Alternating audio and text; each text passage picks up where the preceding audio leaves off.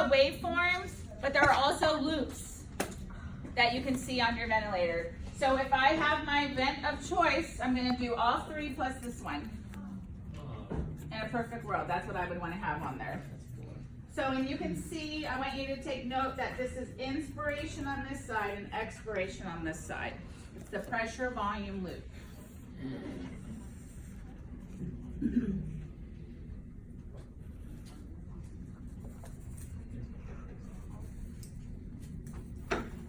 And what you can tell here, if this is pressure, by going out here, you can see, like if this was, 10, 20, let's say this was a pressure of 10, this is a pressure of 20, this is a pressure of 30, then I can get an approximate of where my PIP is at from here. Same thing if this was 1, 2, 3, 400, then I can get an idea of where my volume's at.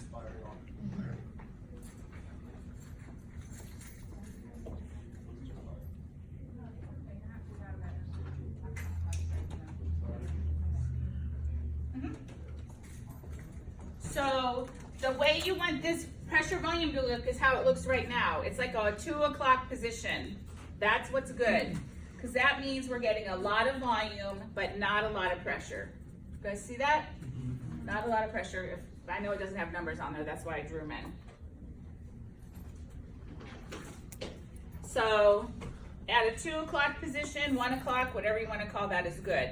The further down that pressure volume loop goes, the worse my patient is, because I'll be going like this.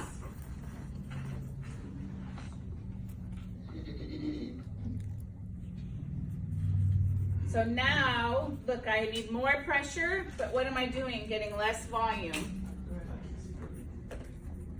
So this one needs more pressure, less volume. So what does that mean is happening in my patient? Compliance problem. A decrease in compliance is when we see that. It's taking more pressure, but I'm getting less volume, so that's a compliance problem.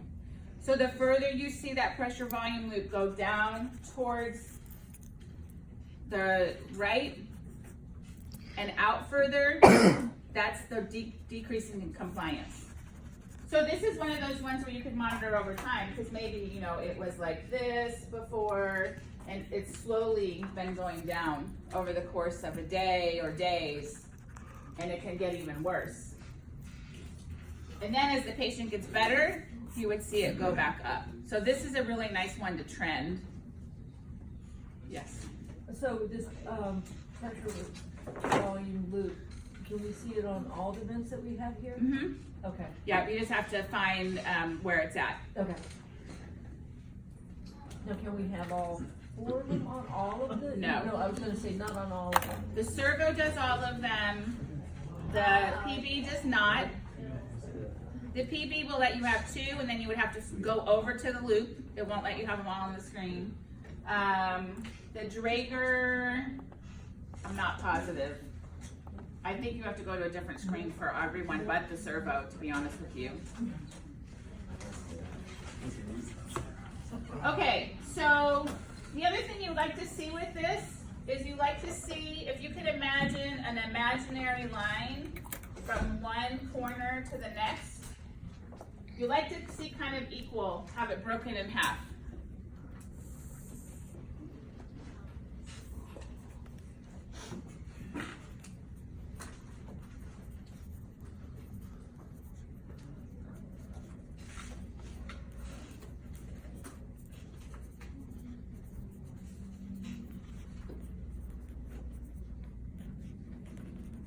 We almost exclusively use the pressure volume loop for compliance, but I'll tell you, if the half is bigger on one side or the other, it means it's a resistance problem.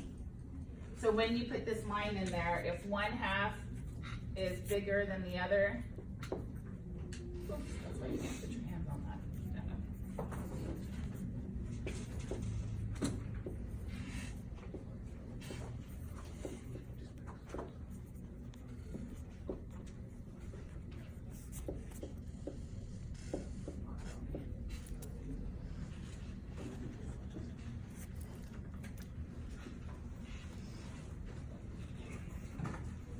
when you say you're dividing it in half, are you talking about like a straight line from corner to corner? From point to point, as straight as I could get with my hand.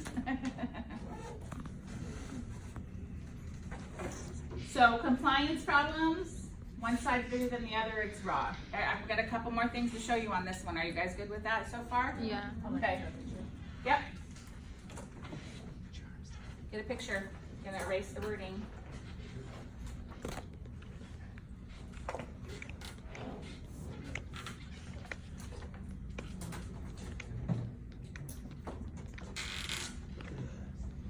Okay. Oh, here. So this one here, the difference here is B's a machine breath, all positive. This A is a spontaneous breath. It tells you right here. A is a spontaneous breath. B is that. What if you see a little tail fin? Oh, that's not gonna work.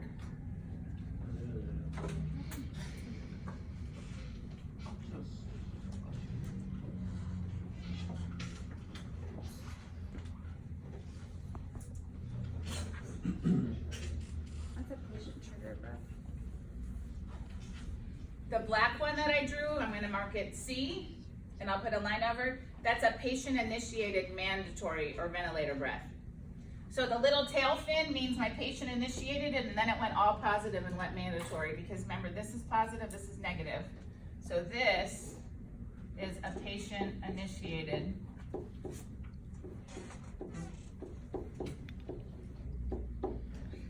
Draw that in later.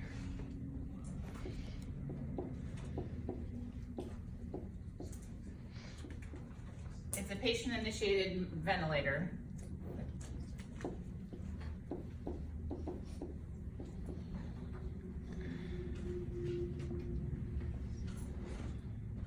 So A is spontaneous, B is all ventilator, and then the black one is a patient-initiated ventilator. Did you see the little fishtail on it? That comes up a lot on the test too. They'll want you to name what kind of breath that is, and it'll be with the little fishtail.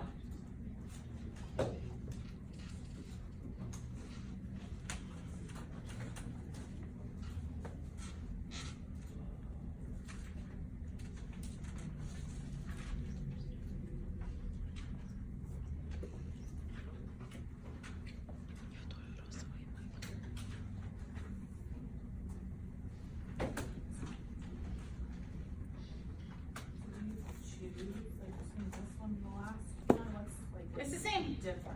No, it's the same. I'm just showing you different stuff. Oh, okay. It's the same pressure Gotcha. volume loop. Just I'm just more showing ways you that other it works. things, yeah. Okay.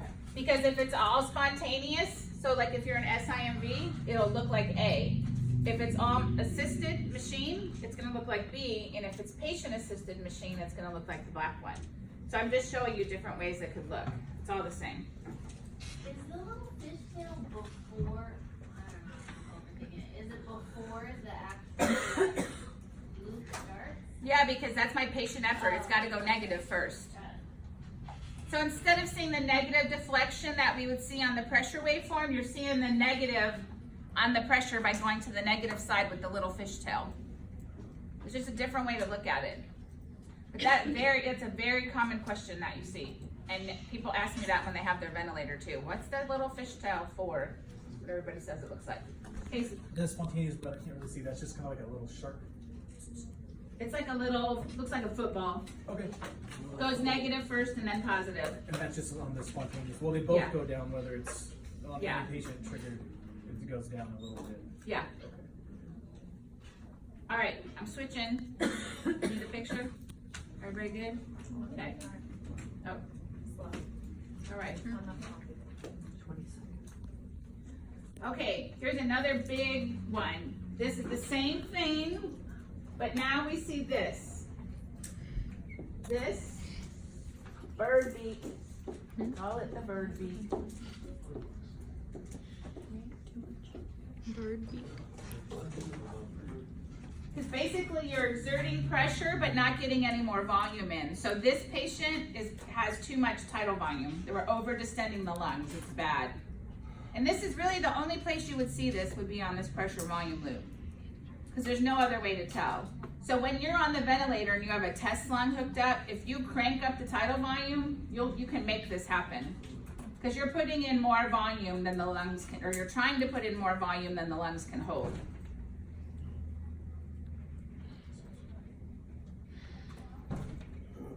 So this is bad, and it should look like this. It should go straight up and down. But when you see the bird beak, you need to go down on the tidal volume.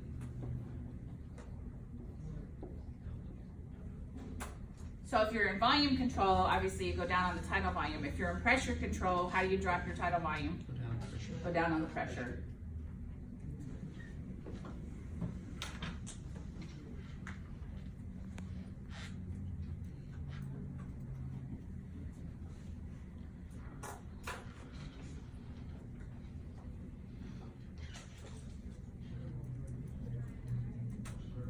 So that's what we all call the bird beak.